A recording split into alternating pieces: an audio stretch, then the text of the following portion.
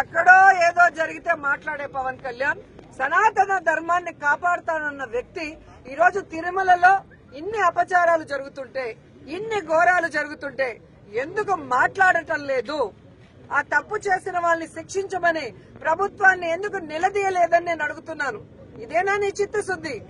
నీకు నీ అన్నకి పదవులు ఇచ్చేసి ప్యాకేజీలు ఇచ్చేస్తే నీ నోరు పెగలదని నేను అడుగుతున్నాను.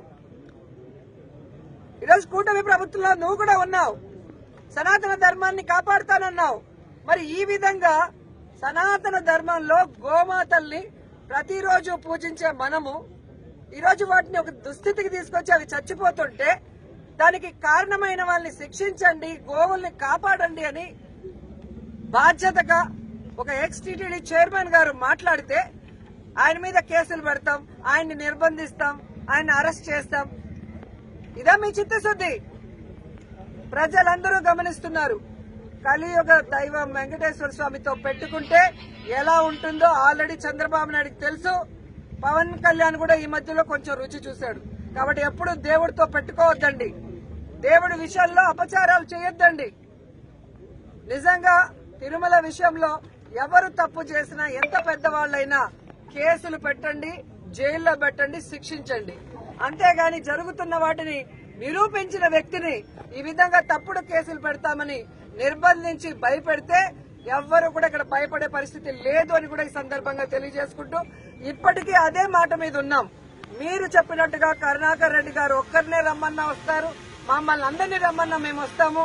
అక్కడ గోవులు, ఆవు దూడలు చనిపోతున్నది నిజం. వాటిని సంరక్షించకుండా గాలికి వదిలేసింది నిజం.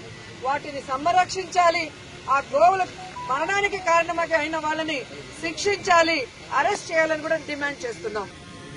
అదే చెప్తున్నాను కదా, వచ్చి ఆయన కూటమి ప్రభుత్వాన్ని నిలబెట్టాను అన్నాడు కదా, ఆ ప్రభుత్వం చేసే తప్పుల్లో భాగస్వామ్యం పవన్ కళ్యాణ్ కూడా ఉంది. వాటికి ప్రాయశ్చిత్తంగా తిరుమల మెట్లన్నీ కడగమనండి.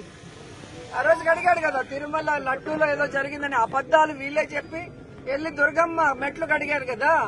ఇప్పుడు ఇక్కడ ఎన్ని జరిగాయి కదా, కొండ మీద మర్డర్ జరిగింది, చెప్పులు వేసుకొని తిరుగుతున్నారు, డ్రోన్ కెమెరాలు తిరుగుతున్నాయి, బిర్యానీలు అమ్ముతున్నారు, గంజాయి అమ్ముతున్నారు, గోవులు చనిపోతున్నాయి. దీనికి ప్రాయశ్చిత్తం 7 కొండల్లో ఉన్న మెట్లు కడగమనండి పవన్ కళ్యాణ్ ని. తప్పు చేసిన పాలక మండలిని అలాగే అధికారులని శిక్షించమని కూడా డిమాండ్ చేస్తున్నాం.